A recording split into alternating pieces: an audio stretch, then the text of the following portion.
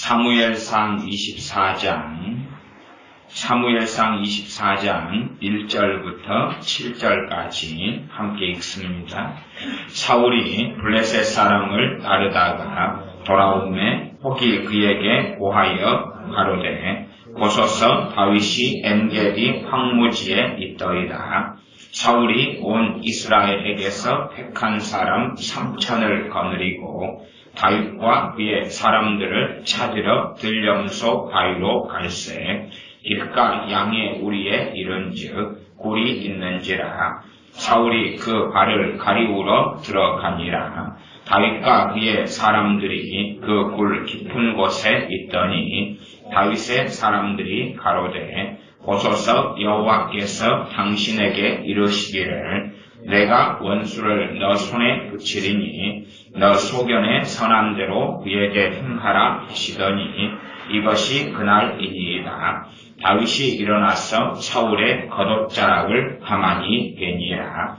그리한 후에 사울의 옷자락 뱀을 인하여 다윗의 마음이 찔려 자기 사람들에게 이르되 내가 손을 들어 여호와의 기름 부음을 받은 내 주를 치는 것은 여호와의 금하시는 것이니 그는 여호와의 기름 부음을 받은 자가 됨이니라 하고 다윗이 이 말로 자기 사람들을 금하여 사울을 해하지 못하게 하니라. 사울이 일어나 굴에서 나가 자기 길을 가니라.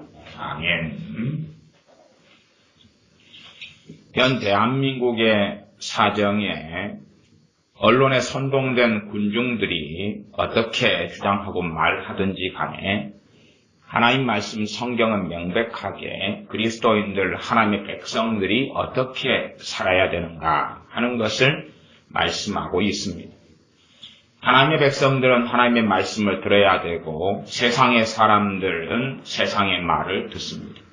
세상에 속한 사람들은 마귀에게 속하여 세상을 따르고 하나님에 속한 사람들은 하나님의 말씀에 순종하여 하나님을 따라갑니다. 그러므로 항상 역사적으로 절대 다수가 원했던 것은 진리의 길이 아니고 악한 길이었다는 것을 우리는 알 수가 있습니다. 우리 주님을 십자가에 못 박아 죽이도록 선동한 자들과 그 선동에 넘어간 사람들은 군중들이었고 그들은 주님을 십자가에 못 박아 죽였습니다. 사무엘상에는 어떤 시대를 막론하고 살아가면서 국가와 정부에 대하여 또한 왕이나 대통령이나 수상 등에 대하여서 하나님의 백성된 그리스도인들은 어떤 자세와 어떤 태도로 살아야 하는가 하는 것을 반복하여서 말씀하고 있습니다. 사무엘상이 시작될 때 등장하는 사람은 엘리제스장, 또 엘리제스장의 두 아들 홈니와 비느하스, 그리고 한나는 사무엘 선지자를 낳은 어머니가 되지. 그 한나의 기도 그리고 사무엘 선지자. 엘리제스장과 엘리제스장의 두 아들 혹은 나아가 그 집안을 심판하시는 하나님. 그리고 사무엘 선지자가 세워지고 사무엘 선지자가 이스라엘을 다스리다가 늙어서 자신의 두 아들을 사사로 삼는데 그 두 아들은 악행을 행합니다. 그리고 이제 이스라엘 백성은 왕을 구하고 하나님께서 하나님 자신을 버리시는 것을 알면서도 그렇게 사무엘과 대화하시면서도 그들에게 겸손한 자 가운데 뽑아서 왕을 주시는데 그 왕의 이름이 사울 왕입니다. 그리고 사울 왕이 어떻게 하나님 앞에 살아가다가 하나님을 배신하고 하나님을 떠나가는가.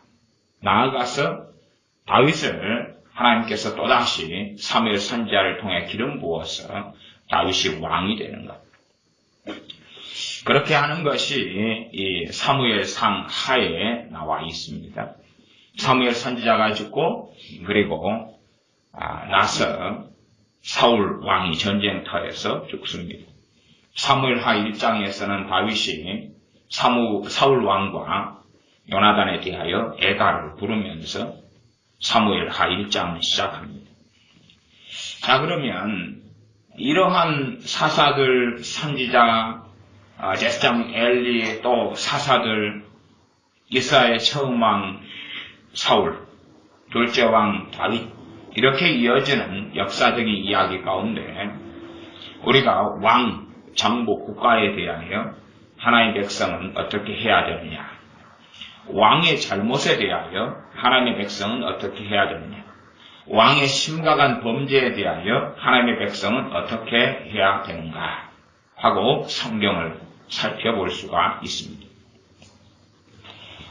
성경은 명백하게 인간에 세운 모든 제도를 주님을 위하여 순복하라 라고 말씀합니다.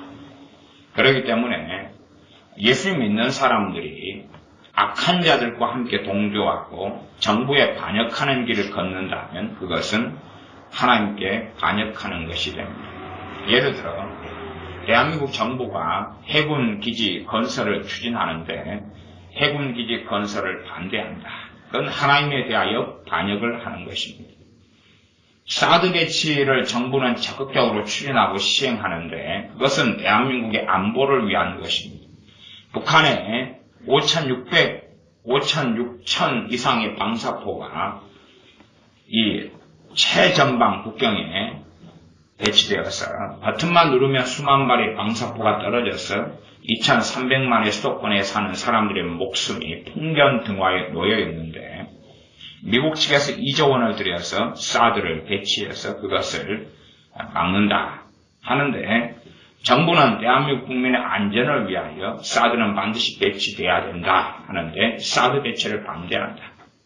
그런 사람은 하나님에 대한 반역을 일삼는 것이고 그에 대해서 함께 어떤 그리스도인이라 하는 자들이 그 길을 간다면 그는 우리 주 예수님과는 전혀 상관없는 자들입니다. 왜냐하면 단지 그들은 주 예수님을 통하여 구원은 받으려 할지 모르고 평안한 삶, 복지를 누리며 잘 먹고 잘 살려고 할지 몰라도 주님께서 자신의 왕됨을 부인하는 것이고 자신이 주인되는 삶을 살아가는 자들에 불과하기 때문에 영원한 지옥의 형벌을 피할 수가 없을 것입니다.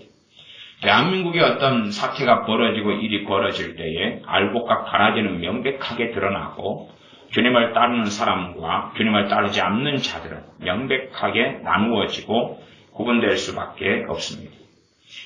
국가보안법이 있는데 국가보안법을 끊임없이 폐지하자고 주장하는 자들, 또한 대한민국 정부는 북한의 인권법을, 북한의 인권을 위해야 된다 하는데 인권법을 반대하는 자들, 나아가서 이 주한 미군이 대한민국에 주둔하면서 대한민국의 안보를 위하고 있는데 주한 미군의 철수를 주장하는 자들, 끊임없이 그렇게 대한민국 국가를 전복하며 대한민국 정부의 반기를 들고 행하는 자들, 그리스도인이 전교조 교사에 포함됐다면 전교조 교사는 국가법으로 불법 단체임이 밝혀졌고 박근혜 대통령은 전교조가 불법 단체임을 확언했고 국가법에 의하여 전교조는 불법 단체가 되었습니다.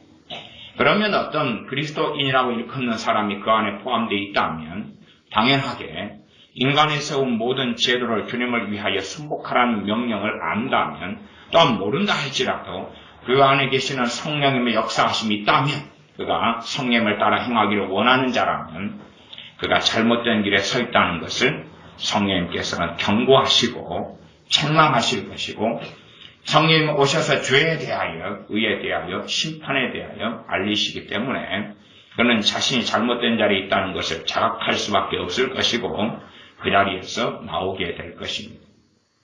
그러나 불법단체에 가담하고 함께하는 자들이 결코 주님과 함께할 수 없습니다.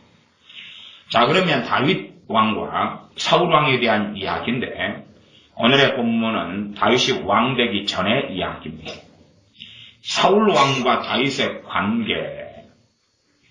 첫 번째 이야기는 사울 왕이 하나님께 반역함으로 하나님께서 사울 왕을 버리시게 됩니다. 그것이 좀 앞에 본문 돌아가서 제가 일단은 사무엘상 24장을 찾았는데 그게 핵심 본문이기 때문에 그렇고 좀 돌아가서 차근차근히 한번 봐보겠습니다. 16장으로 돌아가겠습니다. 사무엘상 16장 1절을 보겠습니다. 사무엘상 16장 1절입니다. 1절 말씀을 제가 읽겠습니다. 여호와께서 사무엘에게 이르시되 내가 이미 사울을 버려 이스라엘 왕이 되지 못하게 하였거늘 너가 그를 위하여 언제까지 슬퍼하겠느냐. 너는 기름을 뿔에 채워가지고 가라. 내가 너를 베들레헴 사람 이새에게로 보내리니 이는 내가 그 아들 중에서 한 왕을 예선하였음이니라. 하나님께서 명백하게 사울 왕을 버리셨다고 말씀합니다. 자, 이제 하나님께서 과연 박근혜 대통령을 버리셨느냐? 이것은 말이 되는 이야기가 아닙니다. 말이 되는 이야기가 아닙니다. 박근혜 대통령은 큰 탄핵될 만한 범죄 사실이 없습니다. 심지어 어떤 여자분의 태블릿 PC라 할지라도 한겨레 기자가 이번에 양심 선언을 했지요. 그 태블릿 PC는 자기가 국내에서 받아서 한 것이라. 그러나 이미 백성들, 국민들은 선동이 다 되어졌어요. 그 좋은 것이라고 말했던 한겨레 기자가 나는 태블릿 PC를 사실은 좋은 것이 아니다. 받아온 것이다. 라고 양심선언을 해도 거짓 선동에 넘어간 사람들은 이제 아마도 믿지 않고 관심 기울이지 않고 언론과 미디어는 이미 종북 좌파에게 넘어갔기 때문에 그들은 진실을 끊임없이 가리울 것입니다. 그러나 최소한 주 예수님의 사람들은, 주님을 따르는 사람들은 성령님이 그 안에 역사하시고 성령님을 통하여 무엇이 참인지 거짓인지를 분별하고 알게 되어지죠. 무감스럽게. 그러나 육체의 정욕을 따라 사는 사람들은 성령의 역사하심이 별로 없을 것이고 성령을 따라 살며 진리의 말씀을 따라 살며 참으로 주님을 사랑하는 사람들에게는 성령의 역사하심은 훨씬 강하여서 더 바른 분별력을 가지게 될 것입니다. 첫째, 하나님께서는 사울 왕을 버리셨다는 사실입니다. 자, 그러면 지금 현재의 우리 입장에서는 아마 몇 가지가 가능할 것 같습니다. 하나님께서 명시적으로 버렸다 그러니까 사무엘 선지자가 일어나서 대통령 하야 운동을 벌이면 합당하지 않겠습니까? 그 사울 왕의 하야 운동을 벌이면 합당하지. 왜? 하나님이 버리셨다는 명시적인 말씀을 선지자가 들었으니까. 아니면 이 선지자 사무엘 선지자는 사울 왕을 기름 부어서 세운 사람입니다. 그러면 그만한 권세가 선지자에게 있지 않겠습니까? 왕을 세우고 폐하는. 그러나 이미 왕권 제도가 확립된 다음에는 그 왕권 제도의 법치에 의하여 또한 국가는 운영되어야 합니다. 그러지 사무엘 선지자를 할지라도 촉법과 털법을 넘어서서 이 이스라엘 국가의 왕이 사울 왕인데 사무엘 선지자가 하나님의 말씀을 듣고 받는 선지자라 할지라도 사울 왕을 함부로 할 수가 없다는 사실이죠.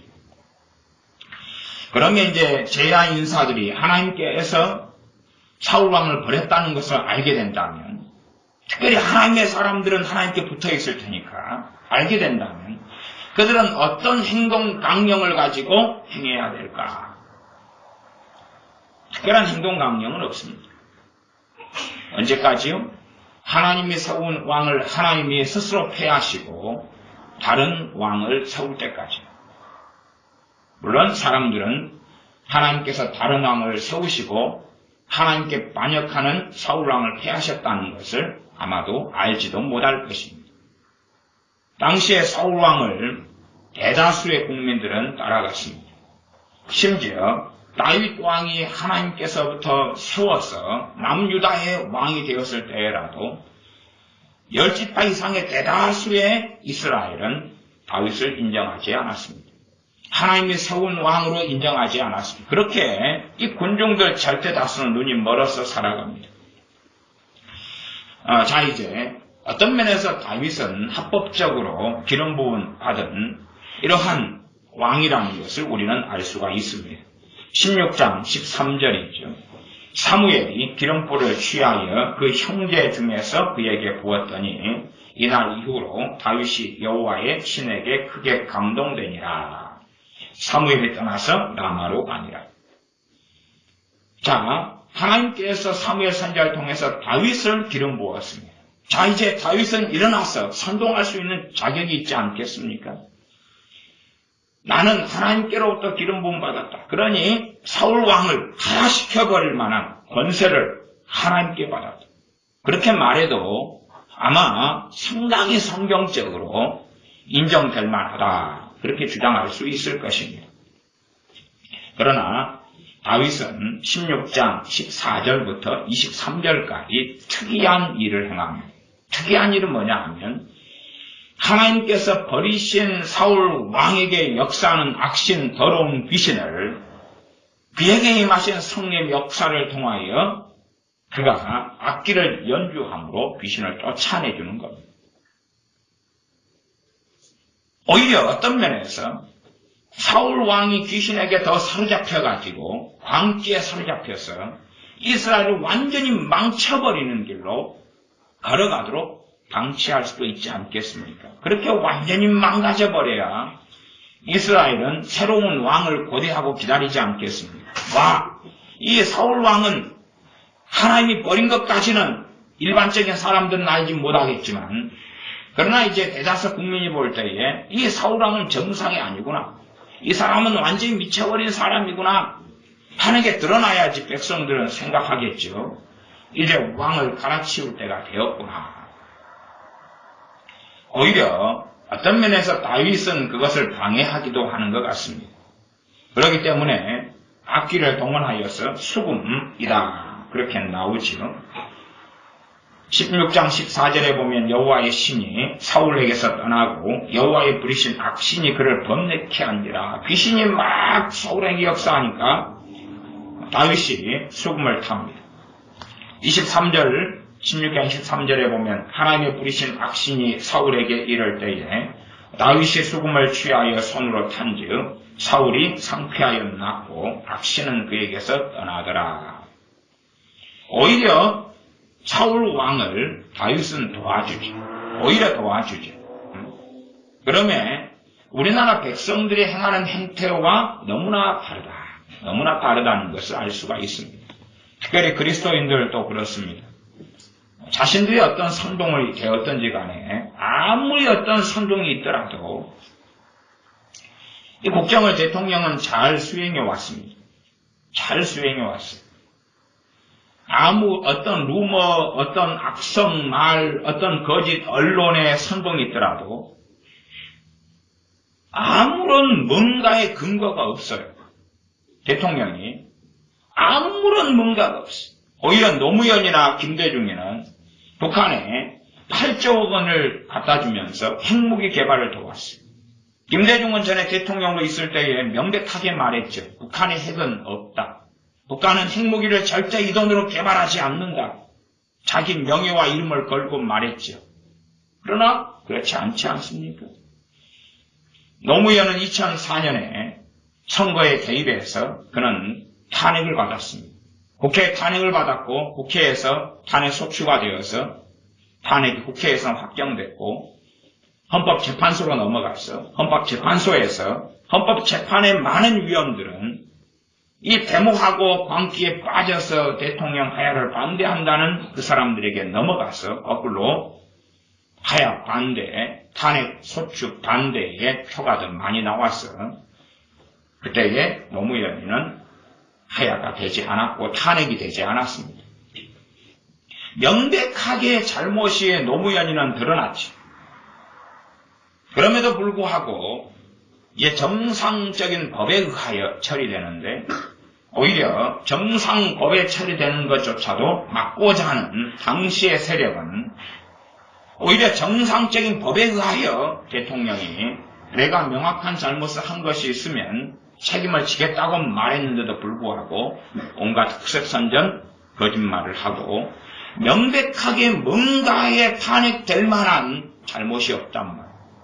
내후 외환죄가 없단 말이에요. 반란죄 등에 의하여 대통령은 탄핵이 되는데 그러한 것이 없단 말이에요.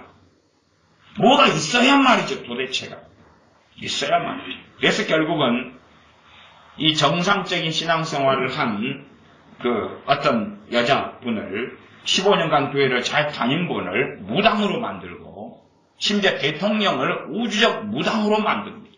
가십거리의 대상으로 만들죠. 무당 일을 한 게 있어야 말이죠. 무당 일을 한 게 없어요. 오히려 문재인이는 무당을 불러다가 구슬했다는 것은 기사화되고 드러났습니다. 그러나 대통령은 청와대에서 무당을 부른 적도 없고 구슬한 적도 없습니다. 사실은 대통령은 신학교를 2곳이나 다녔습니다. 부모님이 그 비참한 죽음을 당하게 되고 홀로 되어져서 장신대문을 두드렸고 7월인가 들어가서 11월에 결국은 신학교 측 또 학생들의 멋머등에 통하여서 그냥 장신대를 쫓겨날 수밖에 없었던 것 같습니다. 그리고 작은 한 350교회 정도인가 당시에 되는 어느 교단 작은 신학교에 들어가서 신학을 한 것을 우리가 압니다. 그리고 어느 때가 되어져서 더 이상 교회를 다니지 않게 되었죠. 그러나 그의 근처에는 많은 크리스찬들은 항상 있어 왔습니다. 정상적인 이 한 대통령을 떠나서 한 여자를 무당으로 매도하고 공격하려면 자료가 있어야 되죠. 자료가 있어야 되죠.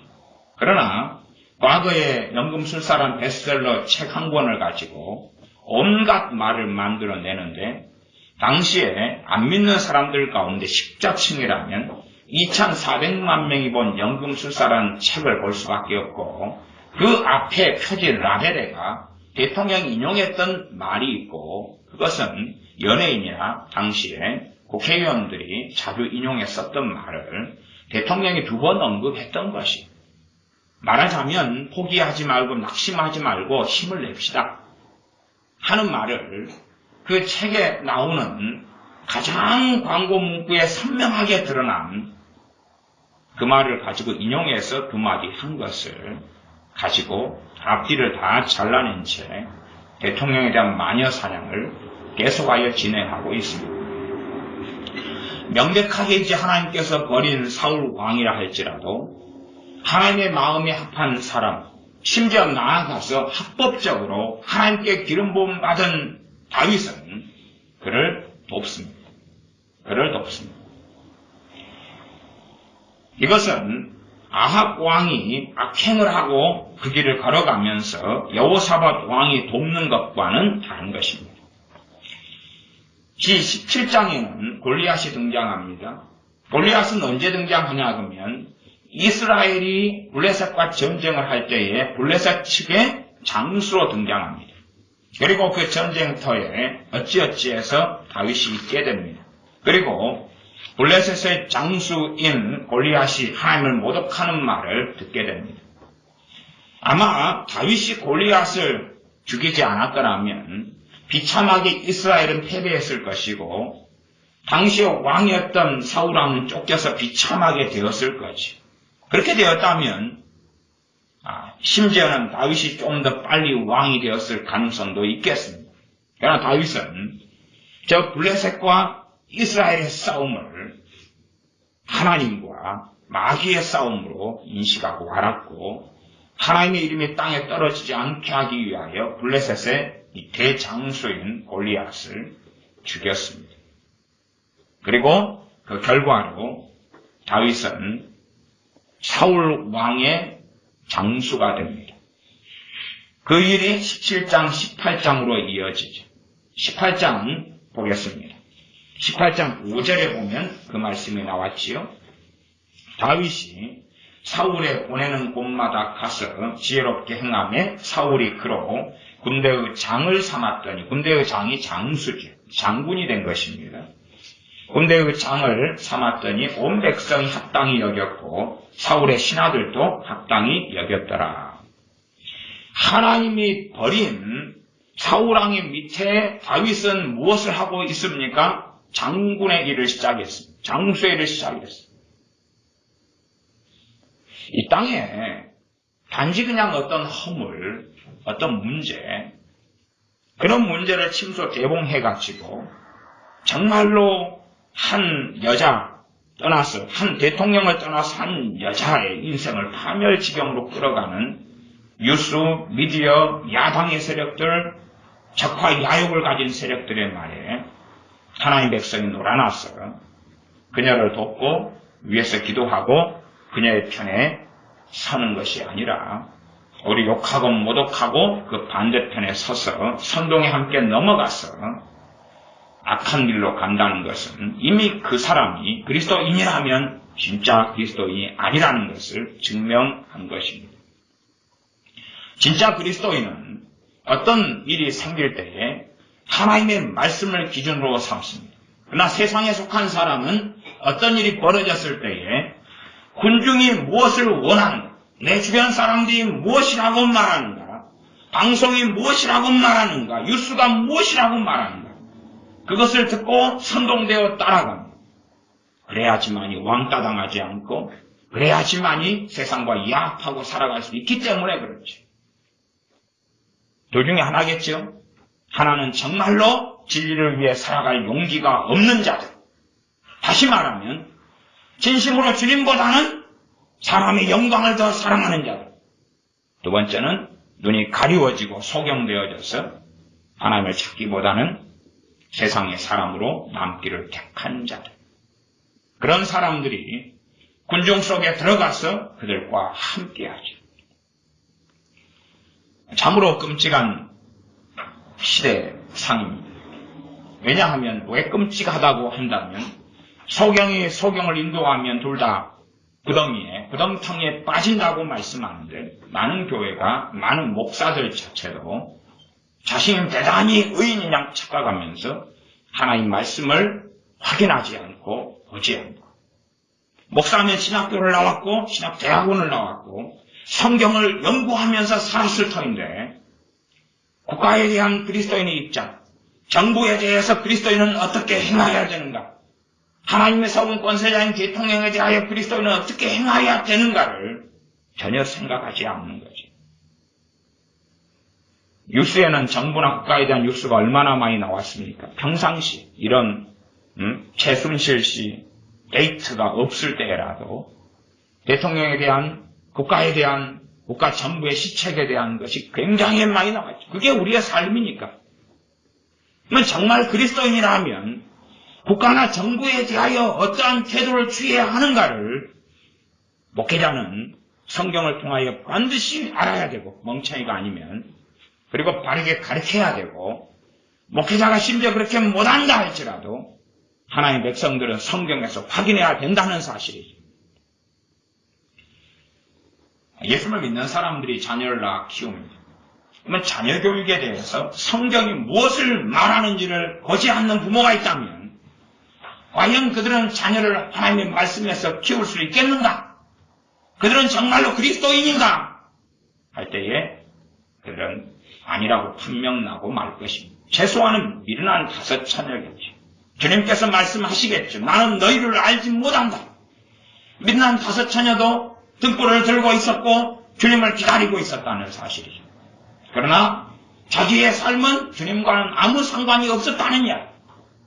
세상 사람이 어떻게 자녀를 키우는가, 상담학에서는 어떻게 자녀를 키우는가, 유아교육과에서는 어떻게 아이를 양육하는가, 그것을 듣고 배우지만 자녀 교육에 대한 하나님의 말씀이 명시적으로 성경에 나와 있는데 그것을 찾아보려는 수고와 노력, 그리고 하나님의 말씀의 기준으로 하여서 자녀를 양육하려는 아무런 사명감, 아무런 의식 또 없다는 사실이죠. 거꾸로 자녀를 위해서 인생을 보내고 살려는 부모. 그리스도인 남자 여자가 결혼했습니다. 아니요, 둘 중에 한쪽이라도 그리스도인입니다. 그렇다면 하나님을 섬기는 남편과 아내로서 어떻게 살아야 하는가 하는 것이 성경에 명시되어 있기 때문에 내가 남편의 자리에 있고 내가 아내의 자리에 있으면 내게 하나님께서 말씀하신 걸 들어야 한다는 이야기. 그러나 그것에 관심이 없다. 거꾸로 상대방에게 하나님께서 말씀하시는 것에 요구하고 당신은 왜 그렇게 하지 않느냐고 한다면 그는 정말로 하나님의 사람인가? 우리는 돈을 가지고 삽니다. 돈에 대하여 하나님께서 말씀하시는 것에 돈을 가지고 살아가는 하나님의 백성들은 하나님의 말씀을 들어야 한다는 것이죠. 그러나 무관심하다면 과연 주인은 누구인가? 대한민국 국민으로 살면서 우리는 세금을 납부하고 한 사람의 국민으로 살지만 대한민국 헌법이나 대한민국 법률보다 더 높은 법을 하나님의 백성은 가지고 있습니다. 그 법은 하나님의 말씀 66권이죠. 그래서 어떨 때는 대한민국 법과 하나님의 법이 충돌하게 될 때는 우리는 하나님의 법의 편에 서야 한다는 사실이죠. 가령 소수인권법이 만들어져서 동성애에 대해서 목사들은 말할 수 없고 동성애가 죄라고 말할 수 없는 시대가 왔다.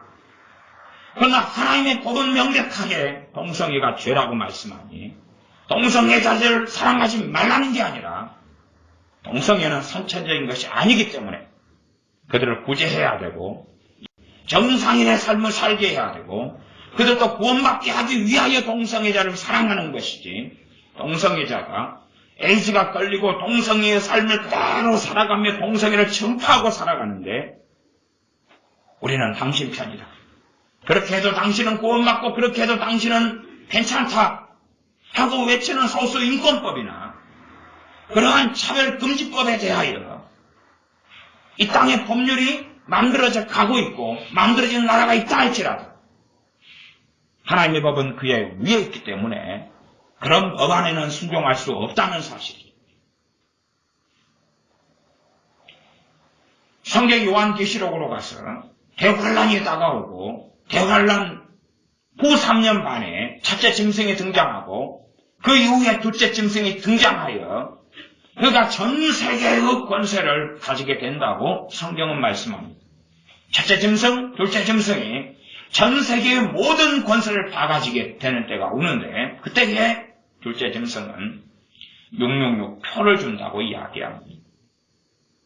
우상에게 절하고 주님을 배반하고 그리고 먹고 살고 매매하기 원하는 사람은 우상에게 절하고 그렇게 하면 666 표를 주고 그들은 영원히 구원받지 못하는데 그럼에도 그러한 법안을 결국은 통과시키게 될 것입니다.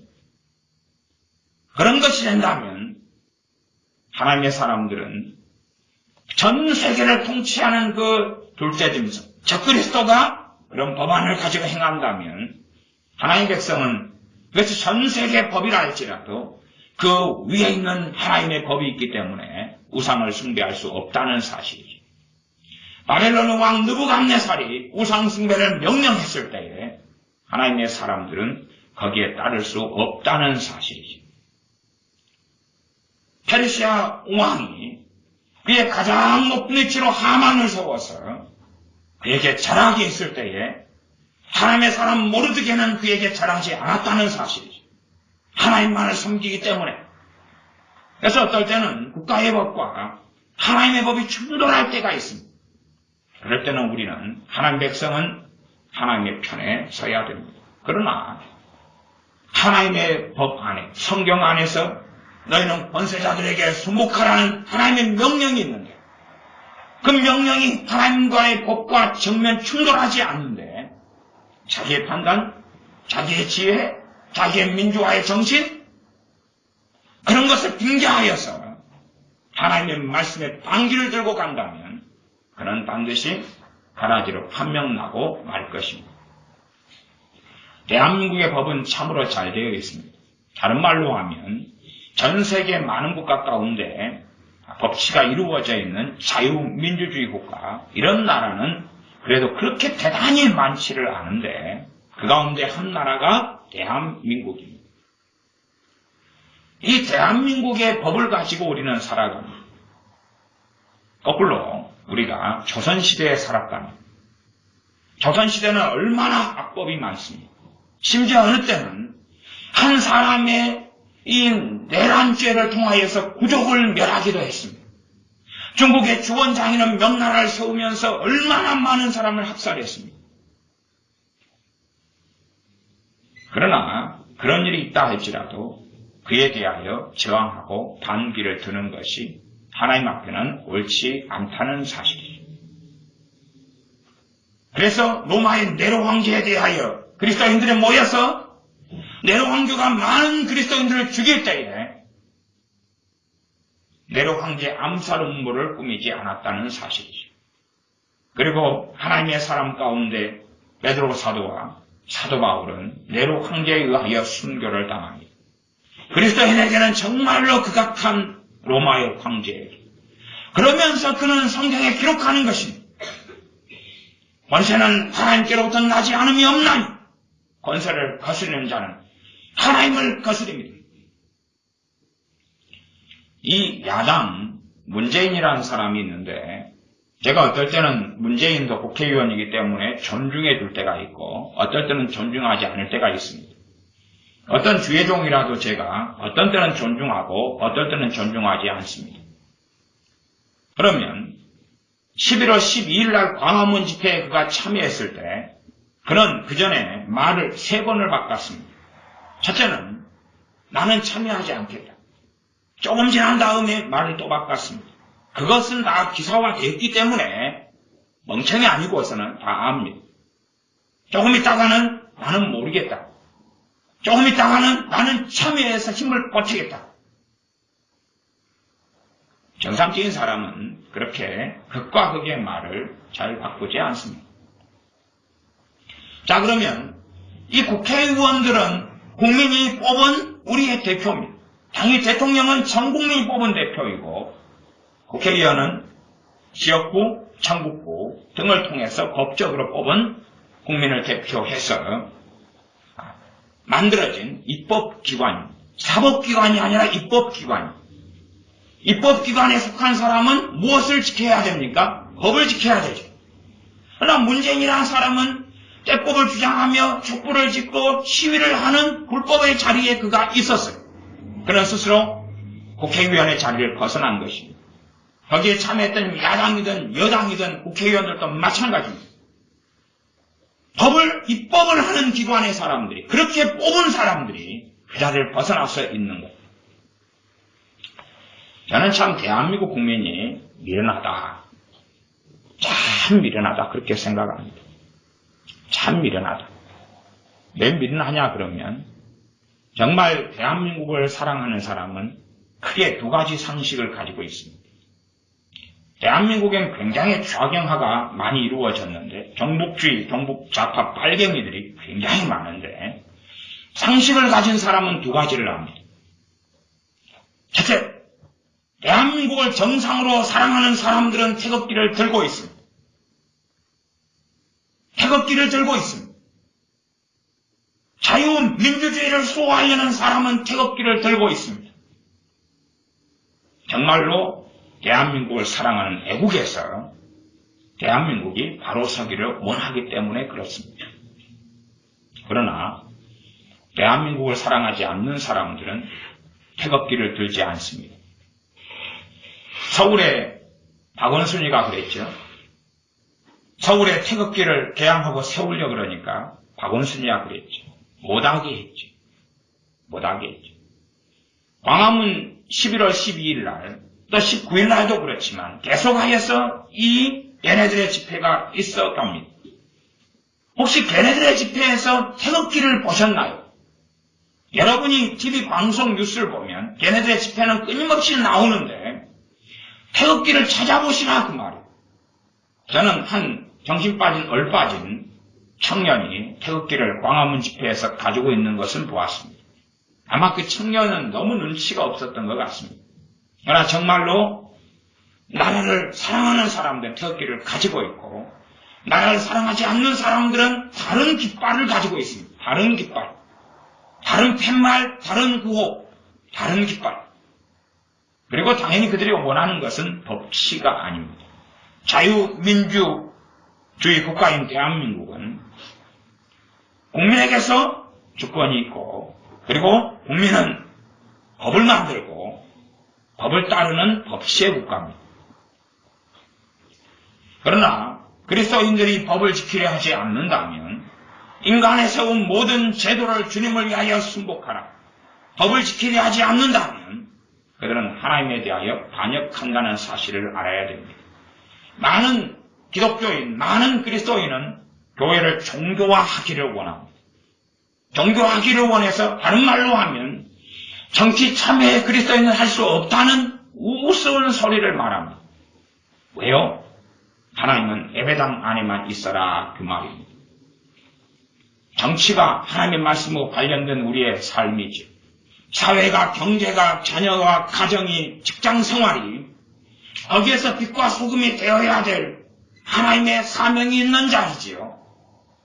그런데 하나님을 예배당 안에만 가두어 두려고 하는 사람들은 자기 멋대로 사회에서, 가정에서, 직장에서 삶을 살고 단지 하나님을 자기를 돕는 하인으로 만들기를 원합니다. 자기가 섬기고 따라야 될 뿐이 아니라, 섬기고 따라야 될 우리 주 예수 그리스도가 아니라 단지 죄 용서해주고 구원해주고 어려운 일이 있으면 해결해주고 병이 있으면 치료해주고 재미나고 행복하게 해주는 그런 예수님을 원합니다. 그리고 그런 예수님을 주장하고 가르치는 자들도 대한민국 교회 안에 아주 많지. 그러나 그들은 잘못된 행태를 하고 있는 것입니다. 다윗은 몰래 사울 왕의 진영에 잠입해 들어간 것이 아닙니다. 잠입해 들어가서 이제 내가 기름 부음 받은 정당한 왕이다. 분명히 우리가 이리저리 보아도 다윗의 기름 부음은 확연히 하나님으로부터 왔고 정당성이 있습니다. 우리가 투표를 통해 뽑은 대통령이라 할지라도 법에 의하여 임기가 지켜져야 되고 그리고 법적인 정당성이 있어. 법에 따라서 대통령이 하야하려면 탄핵 소추가 되어져서 법에 의해 돼야 되지만 탄핵 소추가 되려면 명백한 사유가 있어야 됩니다. 법에 근거해서 탄핵 소추가 될 정확한 명시적인 죄목이 나와야 됩니다. 단지 그냥 길을 가다가 어떤 A라는 사람에게 말했다고 합시다. 대통령이. 당신 얼굴이 좀 못생겼네요. 그랬더니 세상의 대통령이 얼굴이 못생겼다네. 탄핵 피해야 된다. 그러면 그 사람을 뭐라고 말하겠습니까? 거꾸로 우리에 대해서 우리가 어떤 사람에게 대하여 기분 나쁜 소리겠다. 기분 나쁜 소리 1. 야, 네 얼굴보다 내 얼굴이 잘났어. 기분 나쁜 소리 2. 야, 네 마누라보다 내 마누라가 더 이쁘게 생겼어. 기분 나쁜 소리 3. 내 자식이 네 자식보다 성격이 좋아. 네 자식 몇 등이야? 30등. 내 자식 29등 했어. 경장이 이런 걸 나와야지. 이런 걸 했어요. 그랬더니 이제 형사 고발돼서 형사법이 아님에도 그래서 그 사람이 무기징역에 처해지거나 벌금 1억 원에 처해진다. 그러면 그것은 법치국가가 아니고 비정상적인 일이 됩니다. 도대체 뭐뭐 하더라 하는 루머 말고 정말로 대통령이 뭔가를 정확하게 잘못했다는 뭔가가 있나요? 최순실과 합산에 합의해가지고 국정을 농단했다는 루머 말고 정확하게 어떠한 사실로 국정을 농단했나요? 정확한 무엇으로? 정확한 어떤 것으로? 개성공단을 폐지했습니다. 개성공단은 북한의 핵무기 개발에 자금을 대는 것이고 북한이 사악하게 가는 앞잡이입니다. 거꾸로 생각해 봅시다. 최순실은 기독교인이었으니까 이런 일이 있었다고 합시다. 대통령이 내가 개성공단을 폐지하려는데 순실씨 한번 기도 좀 해줘. 최순실씨가 기도한 다음에 대통령님 나도 폐쇄하는 게 맞을 거란 감동이 와요. 그랬다고 합시다. 그래서 개성공단을 폐지했으면 최순실 씨는 월급을 받아야 될 만한 공로를 세울 것입니다. 대통령이 했던 역사적인 업적 속에서 기존의 대통령들보다 훨씬 뛰어나고 훨씬 합당하고 옳은 일을 했지. 명백하게 대통령이 국정을 수행했던 일은 다 드러나 있어요. 명시적으로. 국정을 수행했던 건 다 드러나 있어요. 덮어진 게 없어요. 그런데 왜 어떻게 국정을 농단했다는 그 말에 넘어가죠. 통진당을 해산했어요. 통진당은 간첩당이에요. 그건 명백하게 법적으로 다 드러났어요. 정교조를 해산했어요. 불법단체로 파견하게 만들었어요. 얼마나 큰 공로입니까? 대한민국을 조금 더 보존하려고 했던 놀라운 업적들이에요. 그렇게 최순실 씨와 함께 했다면 그녀는 굉장히 지혜로운 사람이지. 나는 그래서 상장을 굉장히 줘야 된다. 그러나 물론 그렇지는 않았어요. 그렇지는 않았어요. 정말 국정을 농단한 어떤 사실이 있냐 그 말이에요. 참 세상은 무섭습니다. 제가 길 지나가는 A라는 사람에 대해서 그렇게 말했다고 합시다. 저 사람은 에이즈 환자입니다! 소리쳤어요. 그러면 여러분이 들을 때에 그게 믿어집니까? 안 믿어집니까? 믿어지겠죠. 안 믿어질 것 같습니까? 여러분이 그 사람을 몰라요. 저 사람은 에이즈 환자입니다.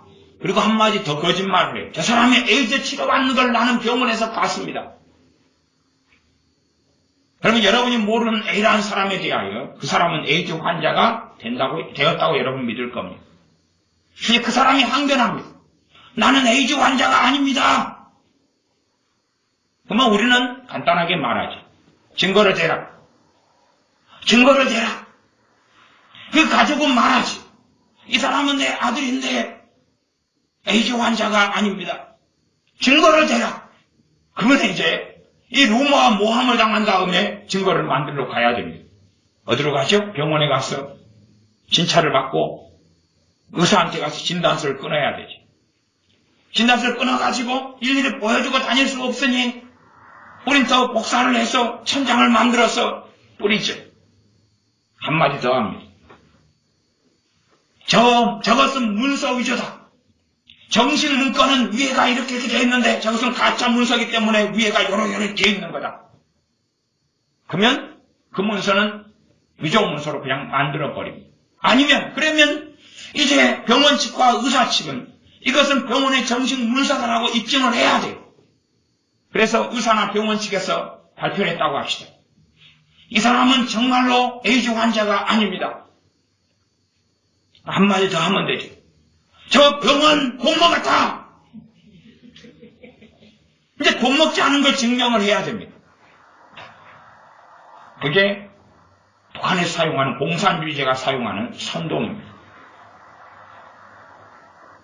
말 한마디로 억울하게 만들기는 너무 쉽습니다. 그러나 이제 억울한 것을 피하려면 입증을 해야 되죠. 내가 지용이한테 쟤는 공부해서 꼴등이에요 하고 했어요. 지용이가 아니다고 말하겠지. 아니요, 저는 꼴등이 아니라 1등인데요. 아니야, 쟤는 꼴등이야. 그러면서 제가 지난번에 학교에서 공부를 못해가지고 선생님한테 엄청 맞는 걸 봤어요. 선생님이 제 머리를 뜯으면서 이 꼴등아! 라고 했는 걸 난 들었어요. 그렇다고 했다고 합시다. 그러면 이제 지용이는 억울한 일을 당했죠. 그러나 꼴등이 아니라는 것을, 바보 멍청이가 아니라는 것을 입증을 해야 돼요. 그래서 자기 다니는 고등학교에 가서 성적 증명서를 뗍니다. 그것을 아주 들고 다니면서 말을 하지. 한 사람 말하지요. 봐봐라, 저 공부의 교장선생님 도장이 저것보다 사이즈가 더 작다. 교장선생님 도장은 3cm인데 저건 5cm잖아. 저건 위조된 거야. 이제 지영이는 공부의 교장선생님 도장을 가지러 가야 되지. 아니면 뭐 인감증명이라도 떼야 될까요? 어떻게 해야 될까요? 그것이 대한민국 대통령에게 벌어진 일입니다. 도대체 뭘 어떻게 입증해야 되나? 세월호 7시간 동안에 어디 있었느냐? 우리는 세월호를 그 사건이 있을 때 우리는 다 살아있었습니다. 그리고 뉴스를 다 시청해 보았습니다. 아마 뉴스 보도가 제 기억상에 세월호 사고가 일어난 다음에 대통령 보고받았지. 우리도 뉴스를 통해 들었습니다. 오후 2시까지인가 몇 시까지인가가 아무 사고 없이 다 구조되었다고 뉴스와 방송이 그렇게 거짓 오보됐습니다. 대통령이 하나님입니까? 다 알게 그리고 사실은 보고가 잘못됐다는 것을 정신이 지난 다음에야 그걸 알게 되었어요. 마찬가지로 우리도 마찬가지죠. 그리고 대통령은 얼른 현장으로 내려갔습니다. 세월호 현장까지 얼른 갔어요. 그게 대통령의 일이었어요. 그런데 세월호 7시간 사고 동안에 성형수술 받았다거나 마약을 했다거나 막 했습니다. 그러면 이제 증명을 해야 되죠. 제가 어느 사람에게 우리 작은 집사님한테 말하죠. 어느 집사님에게 집사님은 어젯밤에 어떤 여자와 함께 12시에 모텔에 들어가는 것을 내가 봤습니다. 그럼 어떻게 할 거예요? 그러면 이제 입증해야 돼요. 안 했다는 것을. 그 모텔에 가요. CCTV가 있는가를 봐요. 없는 거예요. 종업원이나 사장을 대동하고 이 사람은 얼굴 본 적이 없습니다. 그럼 한마디 하면 되죠. 본 것 같아! 어떻게 입증해야 결백이 되고 무죄가 될까요? 어떻게 말해야 결백이 되고 무죄가 될까요? 그래서 이 언론 선동이나 거짓은 정말 위험합니다. 끊임없이 말 한마디면 돼요. 선동은 말 한마디면 돼요. 말 한마디면 돼요. 그러나 이제 진실과 사실이 드러나려면 말 한마디로는 되지 않습니다. 제가 은혜한테 너는 네 엄마, 네 아빠가 결혼해서 낳은 자식이 아니야. 너는 다리 밑에서 주워왔어. 쟤는 다리 밑에 주워온 애예요. 하고 이야기하면 쟤는 어떻게 자기가 다리 밑에 주워오지 않고 정상적인 부모의 결혼관계에 태어난 정상적인 자녀인 걸 어떻게 증명해야 될까요? 이제 엄마 아버지를 불러서 DNA 검사를 하고 그리고 다 서류를 수십만 원 이상 들여서 수백만 원까지 드나요? 그건 모르겠는데 만들어 와야 되죠. 그러나 이미 제 말에 사람은 다 선동됐어요. 저는 그래 응? 네 진짜 자식이구만. 그러나 다른 사람들에게 다 보여줘야 돼. 그러나 저는 다른 사람들에게 한마디 더 해요. 병원이 돈 먹었다. 의사가 돈 먹었다. 저 기계가 오진이다. 기계가 저 고물 기계다. 검사씨가 잘못했다. 다른 사람 것과 바뀌었다. 말 몇 마디면 그 거짓은 계속 유지할 수가 있습니다. 검사지가 바뀌었다. 바뀌지 않은 걸 증명을 해야 어떻게 증명할까요? 저는 대통령과 비교할 수 없는 사람으로 사울 왕을 증인으로 출두시켰습니다. 사울 왕은 하나님께 버림받은 사람이지만 그는 버림받기 전에 하나님께서 기름 부어 세운 왕입니다. 그러나 그에게 성령이 이미 떠났고 그에게는 악신이 더러운 귀신이 들려서 더러운 귀신의 역사 속에서 그는 왕의 일을 수행합니다. 그때 하나님의 마음이 아픈 다윗이 전쟁에 끼어들고 골리앗이라는 장수를 죽이고 사울왕의 장수가 됩니다.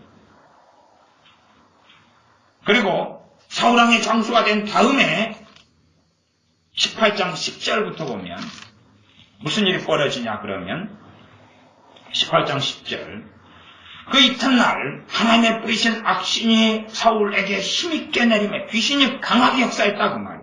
뿌리신 그 말은 히브리어 자체는 두 가지가 있습니다. 동사가 두 가지로 번역될 수가 있는데 하나는 사역형과 허용형 두 가지로 번역될 수 있어요. 저는 그래서 이 번역을 허용형으로 저는 사용합니다.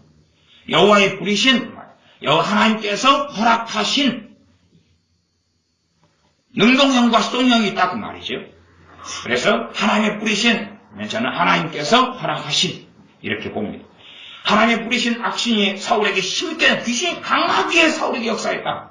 그러니까 이제 다윗을 사울의 손에 창이 있는지라 10절 하반절 그가 스스로 이르기를 내가 다윗을 벽에 박으리라 하고 그 창을 던졌으나 다윗이 그 앞에서 2번 피하였더라. 살인 미수죠. 이 정도 되면 왕에서 하야를 해야 됩니다. 명백한 범죄 사실이 드러났죠. 그러면 이제 다윗이 사람들 모아서 하야 집회를 합니까 안 합니까? 안 하죠. 아마 이런 비슷한 일이 이 박 대통령에게 한 건이라도 있었으면 대한민국 헌법에서는 끝입니다. 아니, 헌법에서는 사실은 끝은 아니에요. 그러나 이 대통령을 무너뜨리고 대한민국을 전복하기 원하는 세력에게는 대한민국을 끝내버리고 대통령을 끝장내버릴 명분이 될 거다, 그 말이.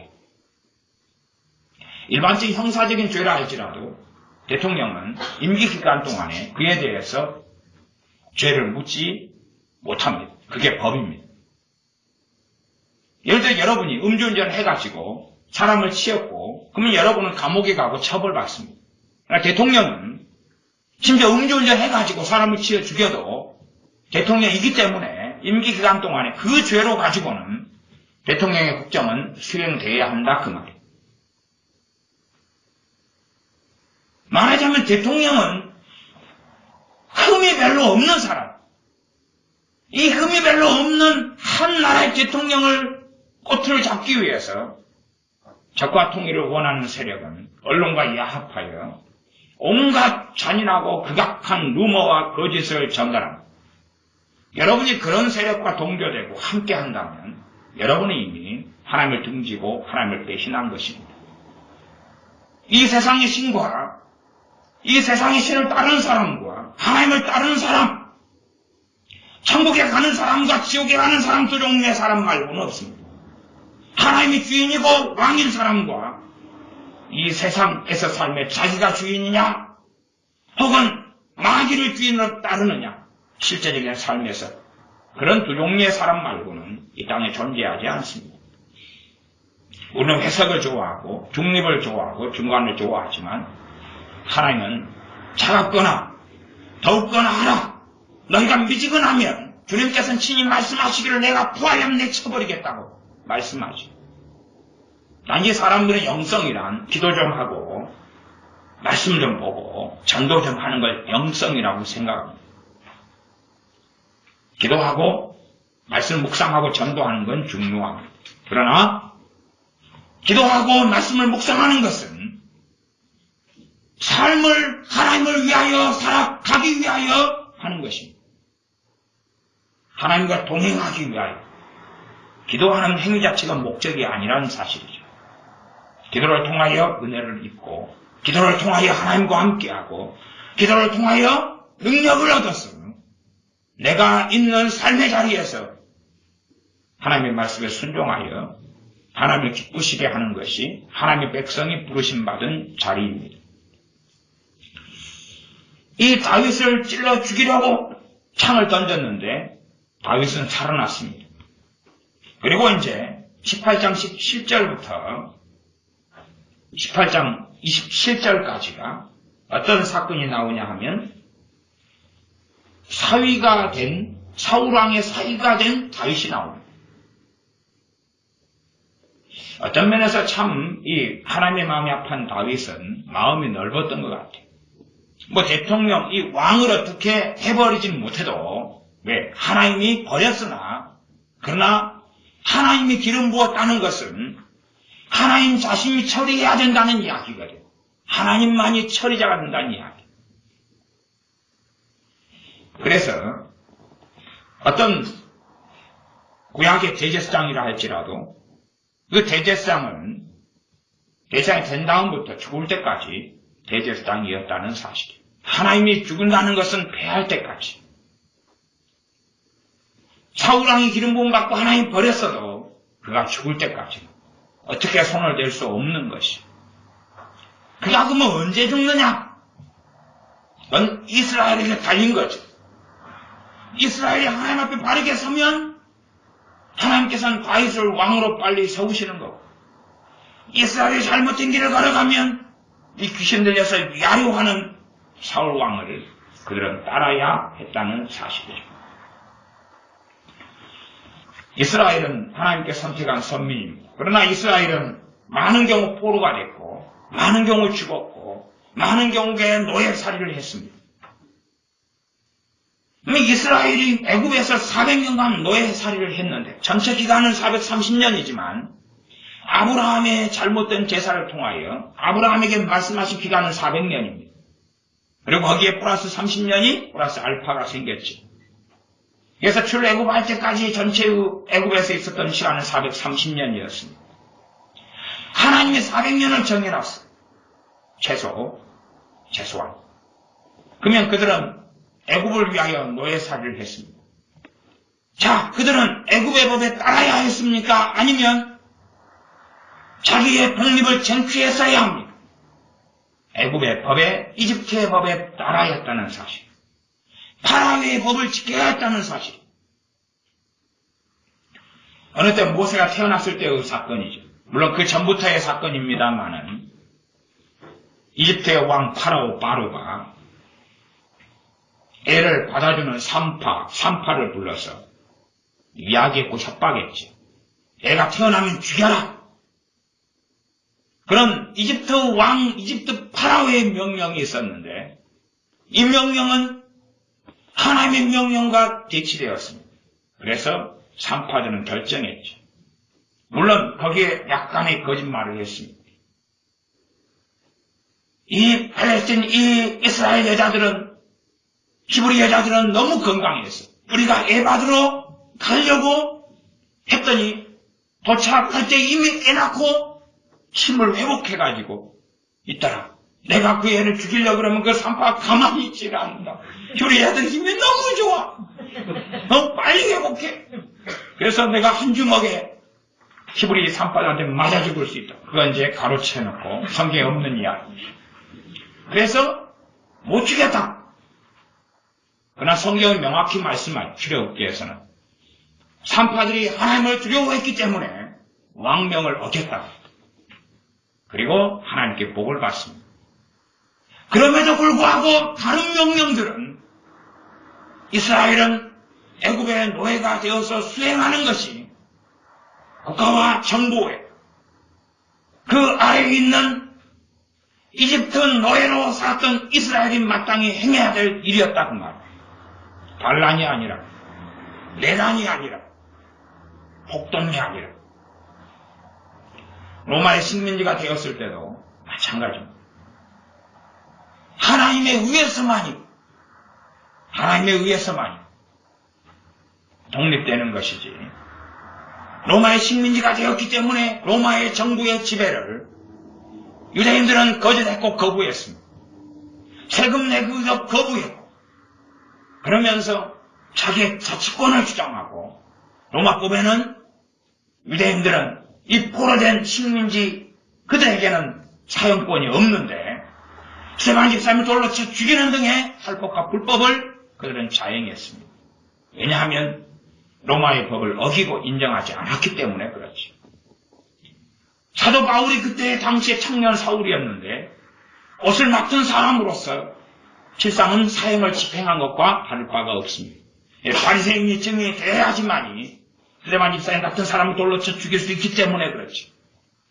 바리새인 중에 바리새인이었던 청년 사울의 입장에서는 로마 정부의 법에 따르기보다 자치권, 자기들 마음대로 입맛에 맞는 대로 율법을 수행하는 것이 옳게끔 그런 해석했고 보였다는 사실이죠. 그러나 주님께서는 가이사의 것은 가이사에게, 하나님 것은 하나님께 드리라고 하시면서 로마의 통치를 인정하셨습니다. 그래서 성경을 제대로 아는 사람은 일제시대라는 것이 왜 필요할 수밖에 없었는가? 일본 사람들은 좋은 사람, 옳은 사람이 아닌데 일제시대라는 것은 하나님께서 한민족에 대한 심판임을 명백하게 알 수밖에 없는 것입니다. 저는 일본이 대한민국을 한일합방하고 대한민국 전이죠. 조선이죠. 조선. 양반 계급 사회가 있는 조선이죠. 대한민국하고 조선은 다른 나라입니다. 같은 나라라고 생각하는 사람들은 얼빠진 사람입니다. 다른 나라. 같은 민족이었을 뿐이죠. 같은 민족. 그러나 다른 나라입니다. 지금도 조선인가요? 지금은 대한민국이죠. 자유민주주의 법치국가죠. 대한민국.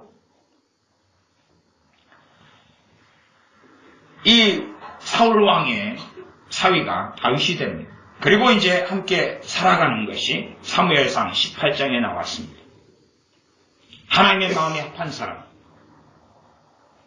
성령 충만한 사람, 그 사람이 사울왕의 장군이 되고 조금 있다가 사위가 됩니다. 그리고 이제 사울왕은 사위이자 장수인, 부하장수인 다윗을 시기하여 귀신이 점점점 더 사로잡혀가고 죽이려고 계획을 세우고 이제 죽이려고 합니다.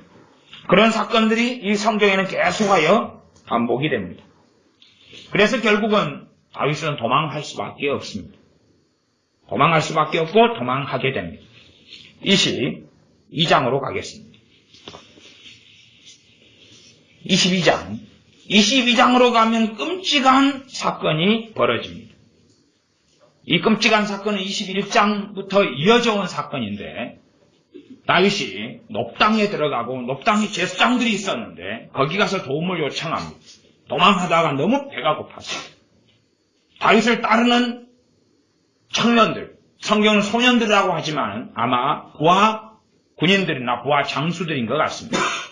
그들과 함께 도망하다가 노베 제사장의 도움을 받습니다. 그 제사장은 아히멜렉입니다. 그런데 이렇게 다윗을 도왔다는 것을 사울왕이 듣게 됩니다. 그래서 22장 11절에 보면 이렇게 말씀이 나옵니다.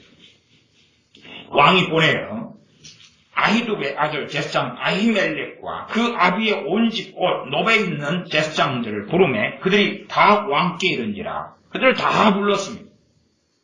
그리고 이제 이들을 전부 다 살인하여 죽여버립니다. 그것이 이 22장입니다. 얼마나 다윗이 이 사울왕이 극악해졌는가. 다윗에게 약간의 도움을 준 이 제사장들, 집안들, 아이들까지 전부 다 죽여버립니다. 구체적으로는 16절부터 나옵니다. 22장 16절 왕이 가로되 아히멜렉아 너가 반드시 죽을 것이요 내 아비의 온 집도 그러하리라 하고 왕이 좌우의 시의자에게 이르되 돌이켜 가서 여호와의 제사장들을 죽이라. 그들도 다윗과 협력하였고 또 그들이 다윗에 도망한 것을 알고도 내게 고발치 아니하였음이니라 하나 왕이 신하들이 손을 들어 여호와의 제사장들을 죽이기를 싫어한지라.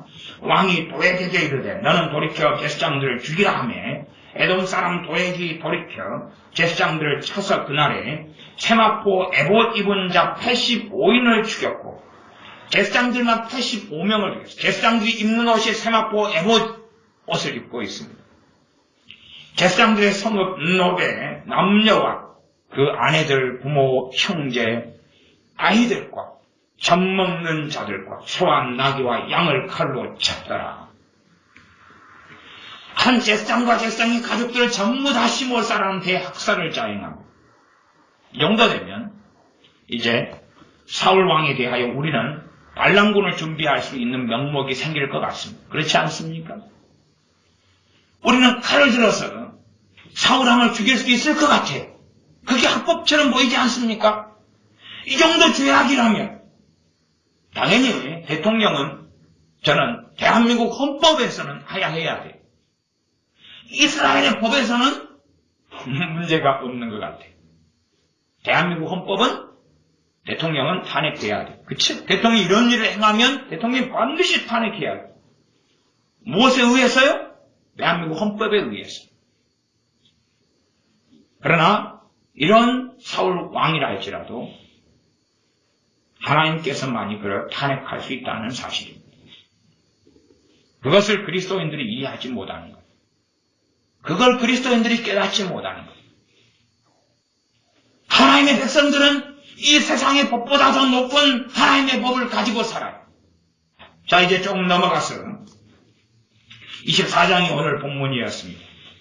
24장에 어떤 일이 벌어지냐 하면 1절에 보면 이 사울 왕이 자기 군사들을 거느리고 이제 광야에 있는 엥게디 광야에 있는 다윗을 잡아 죽이려고 쫓아옵니다. 그때 다윗은 엥게디 황무지에 있었다. 광야입니다. 24장 1절입니다. 거기에 있었습니다. 2절 사울이 온 이스라엘에서 택한 사람 3,000명을 거느리고 택한 사람 그러니까 용맹한 날래고 용맹한 싸움자라는 특수군을 뽑았다는 이야기로 이해할 수 있습니다. 그냥 어리버리한 지방군이 아니라 특수군입니다. 특수부대 3,000명을 뽑아가지고 거느리고, 왜냐하면 한 3,000명 거느리려면 물자가 굉장히 많이 필요해요. 그러니까 동일한 사람 3,000명, 그냥 대강인 사람 3,000명 가지고는 안 되는 거예요. 특별한 사람을 뽑아가지고 물자를 준비하고 해야 돼요. 3,000명이 움직이려면 만만한 자금과 돈이 드는 것이 아닙니다. 지금 대통령 하야를 원하는 광화문 세력은 지금 현재 전라도에서 말이 나오는데 트랙터가 지금 1,000대가 서울을 향해서 지금 출발했다. 트랙터 1,000대. 트랙터를 가지고 뭐 하려고 그럴까요? 트랙터 1,000대가 지금 출발했습니다. 20km로 달리고 있답니다. 20km. 자, 여러분 아십니까 혹시? 트랙터 1,000대를 사용하려면 돈이 얼마나 필요할까요? 돈 없이 될까요? 어떤 농민이 자기 농사일 놔두고 트랙터를 타고 대통령 하야한다고 쫓아 올라갈까요? 그래서 이 대통령 하야를 원하는 세력은 농민의 껍질을 뒤집었습니다.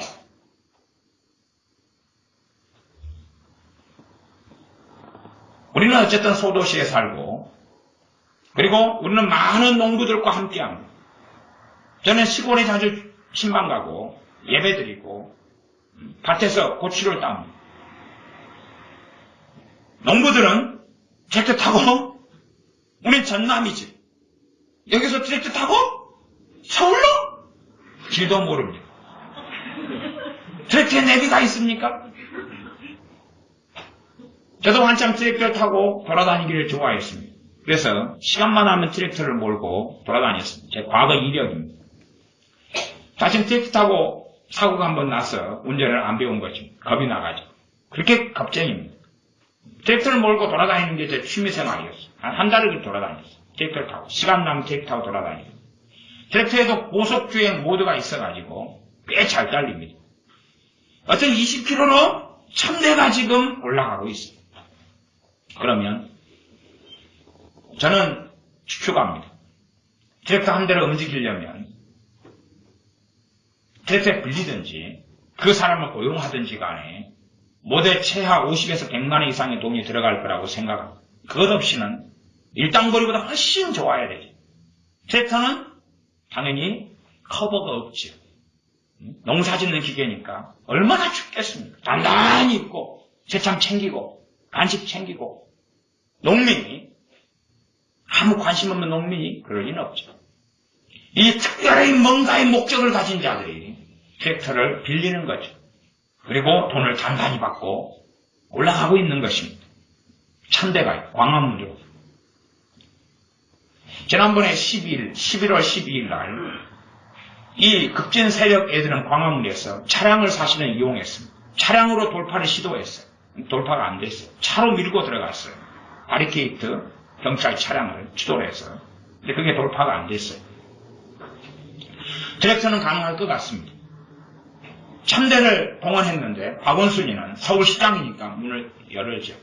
한 패거리니까. 박원순이도 거기서 함께 데모하니까. 공무원 법이 있습니다. 박원순이 시장이죠. 공무원이죠. 공무원의 우두머리죠. 공무원 중립법이 있죠. 아십니까 혹시? 제가 왜 박원순이를 시장이라고 안 그러는지. 그런 대한민국 법을 어긴 자이기 때문에 그렇지. 공무원은 그런 집회에 참여할 수 없습니다. 교사들이 그런 집회에 참여한다. 그런 이미 대한민국 국민이기를 포기한 자이기 때문에 그렇습니다. 정치에 나가서 참여한다 그러면 정말 대한민국이 바르게 되기를 원하면 태극기를 들고 가죠. 태극기를. 대한민국 국민이기 때문에. 광화문 집회에 태극기를 들고 가면 별일을 다 당합니다. 정치에 나가서 광화문 집회가 대한민국을 바르게 잡는 것처럼 생각하고 대통령 하야를 외치고 태극기를 들고 가면 별 욕을 다 듣습니다. 저 미친놈이 여기서 태극기를 끄집어냈네. 저 태극기 불살라버려. 옆에 사람은 조언합니다. 거의 야당 애들이 보면 가만 안 둬. 빨리 태극기 숨겨, 치워, 불태워, 없애버려. 어떤 세력인지 알지. 지난번에 11월 19일 날 서울역에 갔는데 서울역은 태극기 물결로 가득했고 시작하자마자 애국가를 불렀습니다.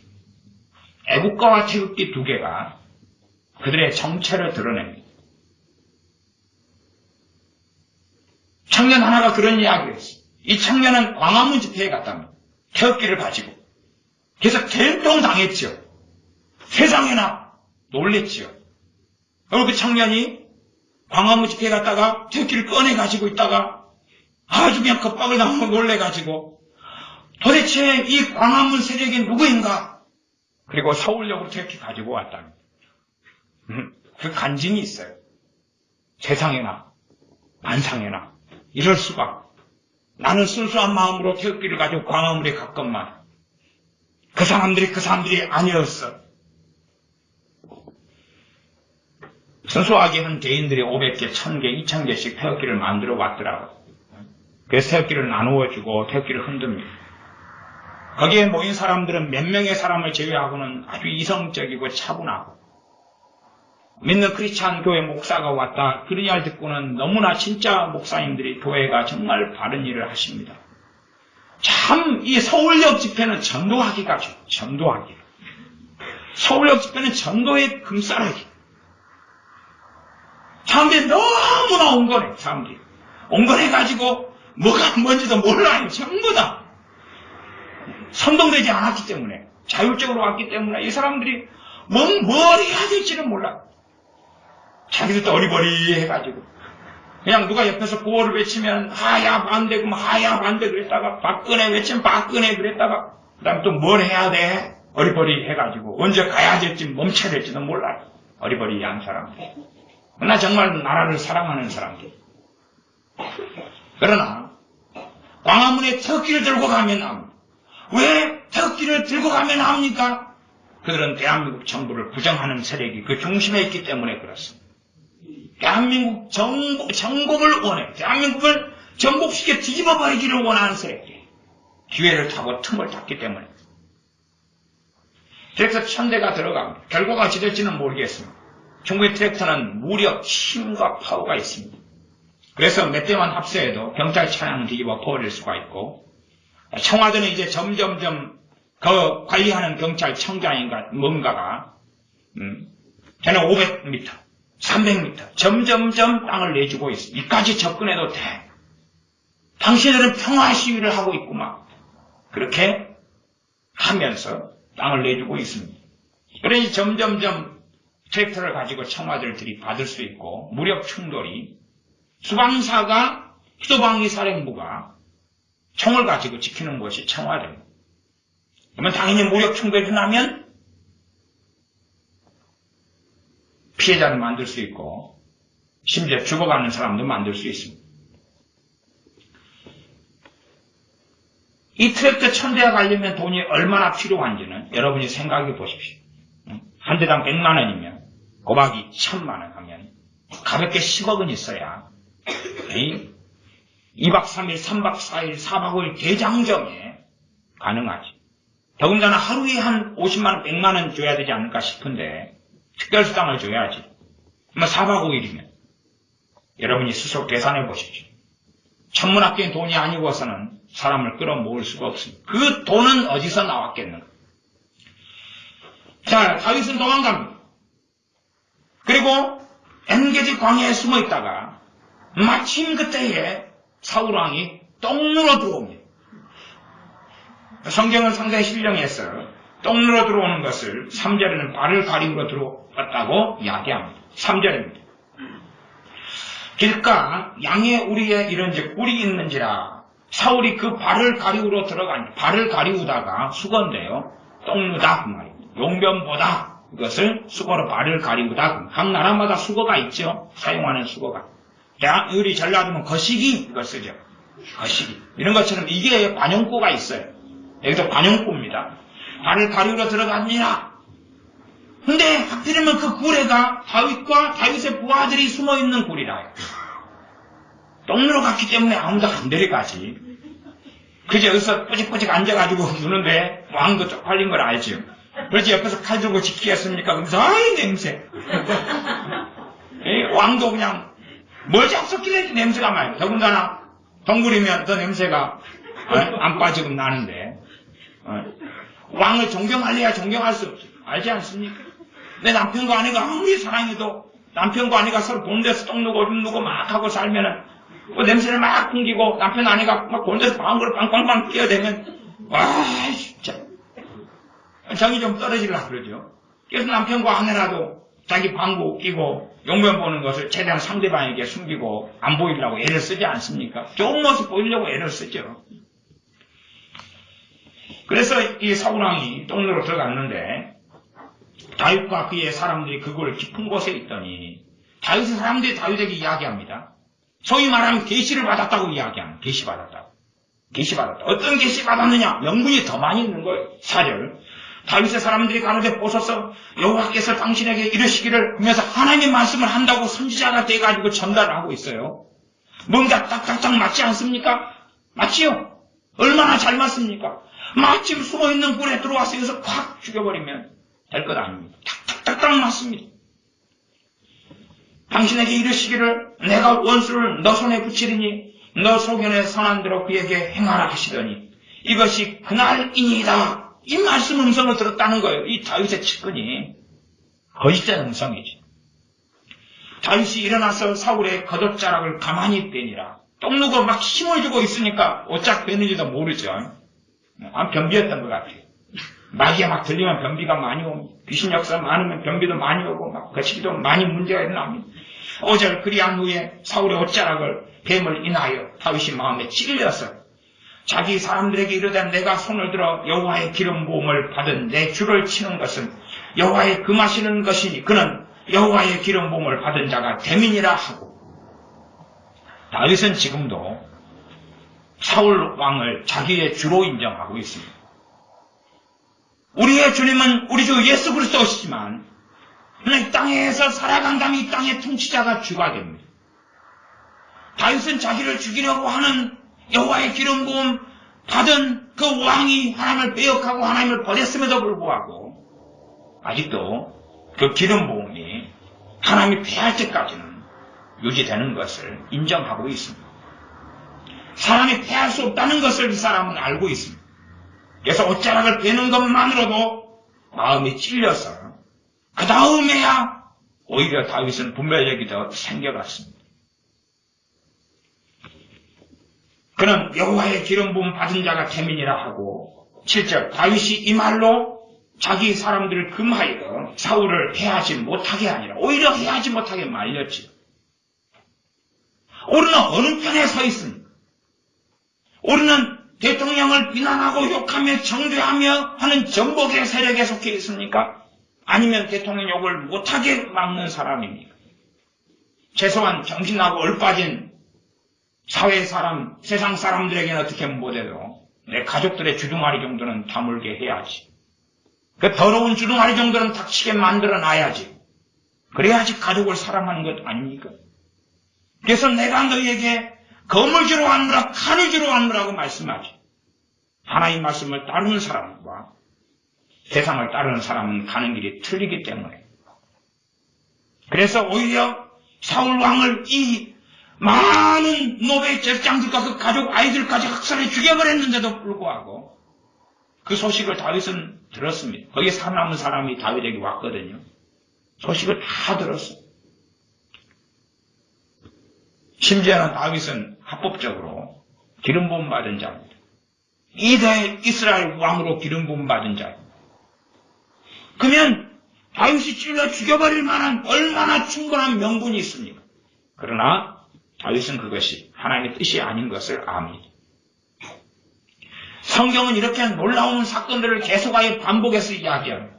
24장만이 아니라 이 24장에서도 다윗은 사울왕과의 대화를 합니다. 8절부터 15절까지죠. 그러면서 11절 봐보십시오. 24장 11절 나의 아버지여 보소서 내 손에 있는 왕의 옷자락을 보소서. 무엇이라고 말합니까? 이 악한 왕 사울왕에 대하여 존경심을 버리지 않지요. 나의 아버지여 보소서 그러지 않습니까? 우리 같으면 이 개 같은 놈아, 이 썩어 죽일 놈아, 이게 학살자야, 이 살인마야! 그럴 것 아닙니까? 대통령이 그러한 사악한 일을 안 했음에도 불구하고 어떠한 실수, 측근을 잘 관리하지 못한 어떤 일? 그러나 최순실 씨에 대한 것도 명백하게 법정까지 다 소화해야지만이 그녀가 정확히 어떤 잘못을 했는가 그때야 진짜로 드러납니다. 저는 그래서 최순실 씨에 대하여 정말로 심각하게 피해를 당한 피해자다. 그렇게 저는 심정을 가지고 있습니다. 이게 제 심정이 맞을런지 아니면 정말로 그녀가 심각한 대통령의 측근이라 대통령과 친한 사람이라는 권력을 이용해서 악행을 자행했는지는 법정에 가봐야 되는 것이 정확한 근거 사실에 의하여 재판을 받아봐야 됩니다. 물론 판사들도 믿을 수 없는 사회가 됐기 때문에 좋은 판사를만 하기를 바라야 되는데 좋은 판사들보다 마귀 새끼들이 판사자를 차지하고 있는 경우들이 의외로 많다는 사실이죠. 어쨌든 간에 정말 법정에 가봐야 돼요. 최순실 씨의 딸에 대해서도 얼마나 공격을 많이 당합니까? 최순실 씨 딸이 제가 얼핏 듣기로는 이 특혜 의혹, 특혜 대학 의혹 이런 걸 받고 있죠. 근데 최순실 씨 딸은 단체전에서 금메달을 아시안게임에서 따고 그랬어요. 그러면 그 정도 선수가 되면 대학에 특례로 입학시키는 건 당연합니까? 당연하지 않습니까? 당연하죠. 그 특혜라고 말하면 이 금메달이 아니라 동메달을 딴 사람도 특혜로 들어가는 거예요. 특례로 들어간다는 거예요. 특례로. 그런 전례는 너무 많아요. 그러니까 참 뭔가를 공격하고 말하려면 심각한 문제인데 그 최순실 딸까지도 인권을 위한다는 작자들이 온갖 파헤쳐서 거짓을 만들어내고 진실을 감추고 하는 것입니다. 끔찍한 거죠. 끔찍한 것이. 끔찍한 마녀 사냥이 자행되고 있습니다. 중세시대를 보는 것 같아요. 중세시대의 어떤 괴기 영화를 보는 것 같아요. 그리고 거기에 다 국민들이 미쳐가지고 선동돼서 달라드는 어떤 이상한 세계를 저는 대한민국에서 목격하고 있습니다. 또한 그런 것을 크리스찬에게서도 목격하고 있습니다. 그래서 제 유튜브 설교에는 간혹 가다가 정신 나간 소위 기독교인이라는 사람들이 제게 막말을 하거나 악담을 하거나 그렇게 제 설교에 토를 답니다. 그러면서 공격하는 것들을 오늘도 그런 글이 한 10개 정도가 달려 있었습니다. 10여 개 정도 달려 있어서 막말을 듣고 공격을 받았습니다. 그들은 자기는 소위 말하니 다윗의 측근처럼 다윗의 부하처럼 뭔가 신령한 음성을 들은 거죠. 우리가 듣는 음성이 중요합니까? 성경 66권이 중요합니까? 성경 66권만이 진리이죠. 거기에 근거해서 성령의 감동, 하나님의 음성을 듣는 것입니다. 하나님 말씀에 근거하지 않는 자들이 어떻게 바른 음성을 들을 수 있다는 사실입니다. 하나만 더 읽은 다음에 말씀을 마무리해 가겠습니다. 26장입니다. 26장에도 다시 다윗이 사울왕을 살려준 것이 나와 있습니다. 26장 2절입니다. 사울이 일어나 십황무지에서 다윗을 찾으려고 이스라엘에서 택한 사람 3,000과 함께 십황무지로 내려가서 광야 하길라산 길가에 진친이라. 다윗이 황무지에 있더니 사울이 자기를 따라 황무지로 들어옴을 깨닫고 이에 탐정을 보내어 사울이 과연 이른 줄 알고 일어나 사울의 진친 곳에 이르러 사울과 넬의 아들 군대장관 아브네르 유하는 곳을 본즉 사울이 진 가운데 누웠고 백성은 그를 둘러 진쳤더라. 이제 십황무지로 다윗을 3,000명의 군대를 이끌고 사울왕이 잡으러 왔습니다. 그래서 염탐을 하고 이렇게 딱 보니까 다 모여서 자는 거예요. 근데 놀라운 일은요, 성경에 정확히 기록되었습니다. 하나님께서 이 사울왕과 3,000명의 군대를 전부 다 잠들게 해버렸다고. 하나님께서 소위 말하는 수면제를 먹은 것처럼 다 재워버렸다고. 자, 이제 우리는 판단해야 됩니다. 사울왕을 죽여버릴까요? 하나님이 잠들게 했다니까요. 성경의 정확한 기록을 한번 볼까요? 12절입니다. 12절.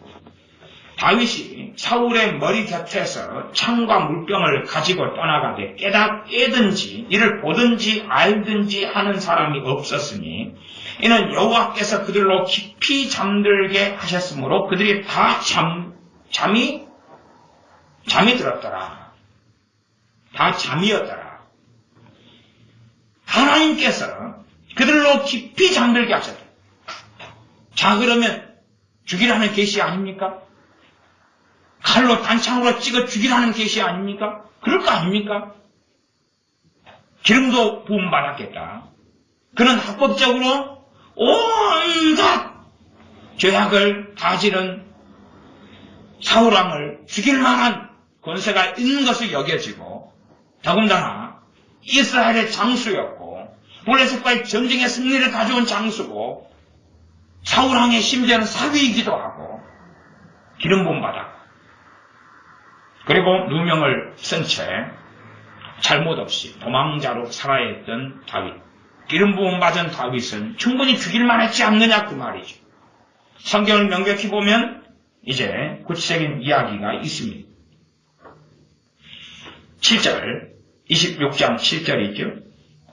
다윗과 아비새가 밤에 그 백성에게 나아가 본즉 사울이 진 가운데 누워 자고 창은 머리 곁 땅에 꽂혔고 아브넬과 백성들은 그를 둘러 누웠는지라. 아비새가 다윗에게 이르되 하나님이 오늘날 당신의 원수를 당신의 손에 붙였나이다. 그러므로 청하오니 나로 창으로 그를 찔러서 단번에 땅에 꽂게 하소서. 내가 그를 2번 찌를 것이 없으리이다. 아비새라는 부하 장수가 내가 죽여버리겠습니다. 하나님이 지금 나 잠들게 했지 않습니까? 하나님이 잠들겠다는 것은 아비새도 봤어요. 아비새는 해석했어요. 이제 사울왕을 탄핵시키고 가야시키고 그 장을 냈대요. 다윗도 해석했어요. 그게 아니다. 하나님이 나를 시험하시려는 거다. 9절입니다. 다윗이 아비새에게 이르되 죽이지 말라. 누구든지 손을 들어 여호와의 기름 부음을 받은 자를 치면 죄가 없겠느냐. 구약에는 구체적으로 하나님이 기름 부은 왕과 선지자나 제사장에 대한 이야기가 있어요. 신약시대에 와서는 그런 일이 없습니다. 로마의 네로를 누가 직접 기름 붓지도 않았어요. 어떤 대통령을 하나님이 기름 부어 직접 세우지도 않았어요. 그러나 이제 이런 사건들을 통하여 신약 성경은 명시하는 것이 위에 세운 권세의 자들에게 너희가 복종하라 라는 명령을 가지고 있다는 사실입니다. 어느 시대는 왕정제도고 어느 시대는 공산주의 제도고 중국이나 과거의 소련처럼 어느 시대는 민주주의 시대고 그렇게 법과 제도는 달라집니다. 어느 법과 어느 제도 속에 살든지 간에 인간에 세운 모든 제도를 주님을 위하여 순복하라. 이게 하나님의 명령이죠. 어느 시대의 법은 좀 더 좋을 거고 어느 시대의 법은 훨씬 더 악법에 가까울 겁니다. 그러나 그러한 법들이 하나님의 명령과 정면을 대치되지 않는다면 따라야 한다는 사실이죠. 심지어는 그것이 내 목숨을 앗아간다 할지라도 그것이 심지어는 내 목숨을 걷어간다 할지라도 그게 그리스도인들이 걷는 길이고 그리스도인들 국가 정부와 왕과 대통령에게 취하는 태도. 대통령 편에 서 있는 사람은 하나님 편에 서 있는 자들이고 대통령 반대편에 서 있는 자들은 하나님을 반역하는 자의 편에 서 있는 것입니다. 기름 부음 받았다가 하나님께 직접 버려버린 사울왕에 대해서 그랬건만 다른 인간에 세운 지도자들이라면 어떻겠느냐 하는 것입니다. 그러므로 여러분들은 잘 말씀을 통하여 분별하셔야 됩니다. 사무엘하 1장에서는 사울 왕이 죽은 후에 다윗이 그것을 알게 됩니다. 그리고 다윗은 사울 왕과 그의 아들 요나단에 대하여 애가를 불러서 슬퍼합니다. 슬픔의 노래를 불러서 노래를 짓고 슬퍼합니다. 함께 애도합니다. 아마 지금 대통령이 갑작스럽게 사고를 당하거나 죽게 되면 사람들은 노래를 부르고 춤을 출 것입니다. 춤추고 노래 부르는 자들은 하나님의 반대편에 서 있는 자들입니다. 하나님 반대편에 서 있고 하나님께 반역하는 자들입니다. 성경을 자세히 보시면 정치와 국가와 사회가 하나로 엮어져 가는 것을 알 수 있고 그 사이에서 하나님 백성 살아가는 것을 알 수가 있습니다. 그러면 전능하신 하나님의 사람들은 하나님을 바르게 섬기는 사람들은 말씀 가운데 국가와 지도자와 정부에 대하여 대한민국 법을 준수하는 가운데 그들을 존경하고 공경하고 대통령을 위하여 기도해야 될 때입니다. 또한 필요하면 대통령의 편에 서서 그녀를 지켜야 될 때가 지금 이 시대가 됩니다. 기도하겠습니다. 아버지 하나님, 많은 믿는 사람들이 소경이 되어져 살아갑니다. 왜냐하면 삶 속에서 주님께서 주인 되시는 삶이 아니라 자기의 이성, 자기의 논리, 자기의 지혜와 지식으로 살면서 스스로 홀로 자존하신 하나님의 자리를 대신하여 스스로 왕이 된 자의 자리로서 살아가신데 어찌 분별력을 가질 수 있겠습니까?